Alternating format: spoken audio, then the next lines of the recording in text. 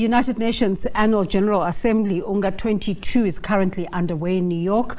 And as it happens annually, there's other global conversations happening on the sidelines, with sentiment being that these side shows are starting to have more impact than the actual GA itself. Today, the Special Advisor on Africa, OSAA, in collaboration with the Africa Investor AI, is organizing the Africa Heads of State and Government Climate Finance Dialogue at the CFA Society New York building. Dr. Hubert Danso is a co-organizer and chairman of Africa Investor. Very good day to you, Dr. Danso, and thanks for making the time. My pleasure, Desiree. Glad to be here. Now, climate finance is a global conversation as governments try to go green and adapt to sustainability measures. Can Africa afford these requirements? Well, good morning, all viewers, and thanks for that question, Desiree. Look, I think we know that we are not really just looking at climate change, we are rather looking at a climate emergency. It's not something that's coming, it's something that is very much with us here today. We see that from the floods and all the natural disasters.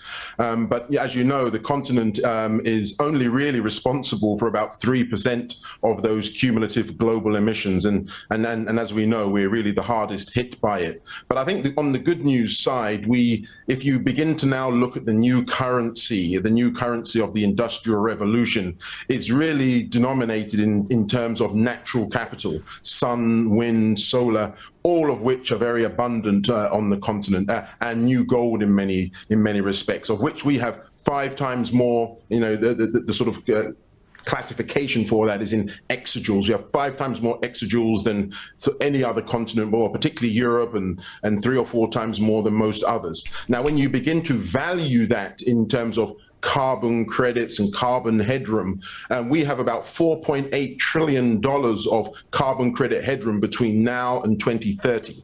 So that's the good news. But the real challenge is how do we securitize and unlock that particular value? So we really need to do things very, very, very differently from the way that we've been looking at that before. And that really needs to be through mechanisms like institutional investor public partnerships. We've had the days of the classical public-private partnerships, development finance, core private sector, and governments. But now, to be able to mobilize those deep 150 trillion plus pools of capital versus the 1.5 trillion multilateral development bank capital, we really need to work through new frameworks like the institutional investor public partnership frameworks. Of course, it can become very technical and big numbers there, but just in terms of how the viewer can engage with these, tell us about the African Heads of State and Government Institutional Investor Climate Finance Dialogue.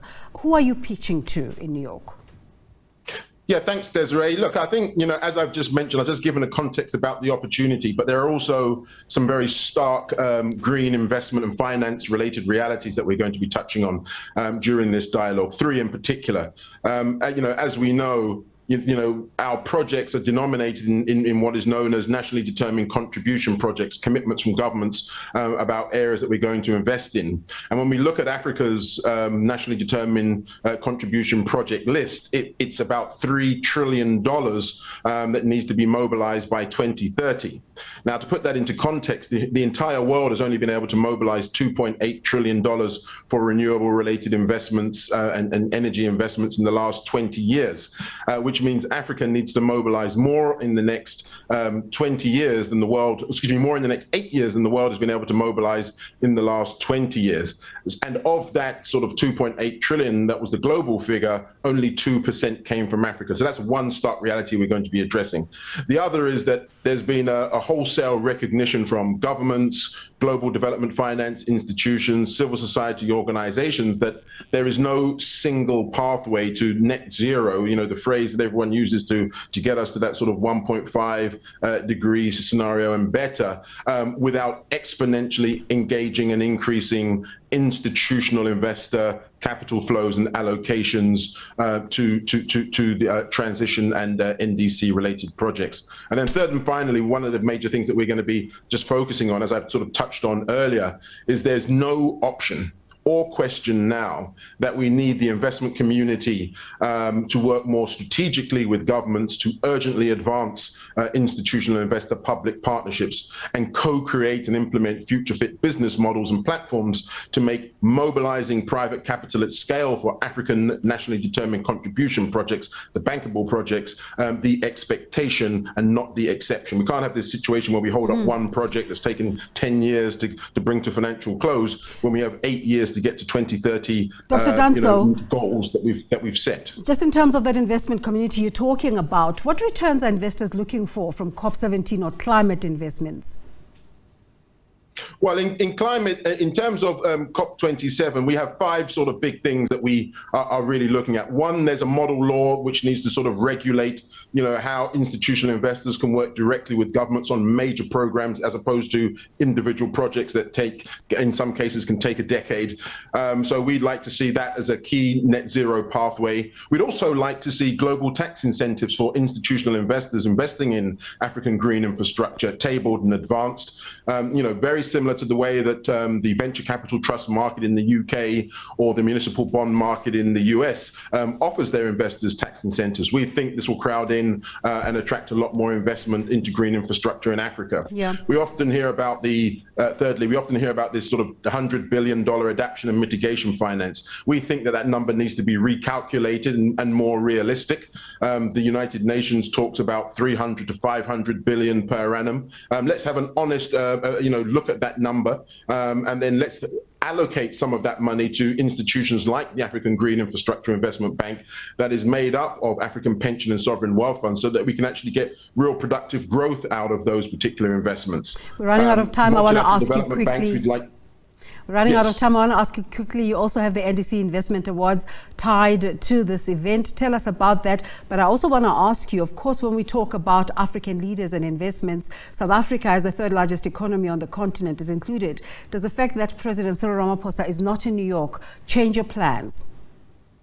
Yes. No, we're really excited about these nationally determined contribution investment awards because what they're designed to do is, help governments and the private sector develop bankable and financeable projects, and then we can link them with our various pools of institutional capital. So we've just launched the short list, which basically brings together about 100 nationally determined contribution projects and initiatives representing about $32 billion, in fact, of nationally determined contribution finance and investment opportunities, very broad ranging, 43 countries included, all African sub-regions, north, south, east, west, and central are reflected in that list. And this particular platform and these projects are going to be really critical for Africa to meet our $3 trillion of investment required by 2030.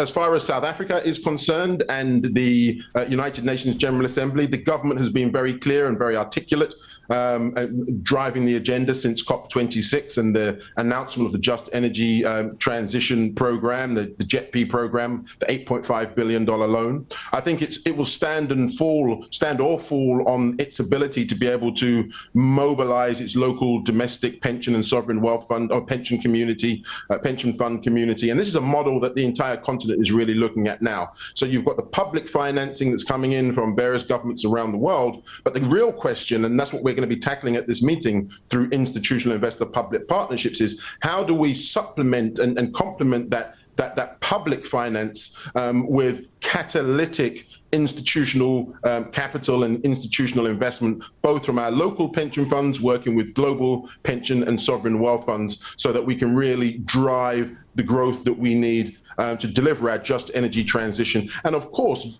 basically securitize this $4.8 trillion of natural capital so that we can become a major green technologies manufacturing, green finance player globally. That global economy for green industrial goods, services, and technologies is about $10 trillion a year, and we're less than 2% of that. And we, recognizing that we're going to be 50% of the world's population for youth by the end of the century, we should be in double digits in terms of our share of that particular market. So exciting times ahead. We've just got to reconstellate the players. Multilateral development banks need to perhaps take a little bit more of a side seat and be more catalytic. to crowd in institutional money, and institutional money needs to come much closer to direct partnerships with governments. And that's what we're going to be discussing at our Heads of State and Institutional Investor Climate Finance Dialogue. Yes, thank you for your time again. Dr. Hubert Danso is the chairperson of Africa Investor and co-organiser of the Africa Heads of State and Government Climate Finance Dialogue that will take place in New York today.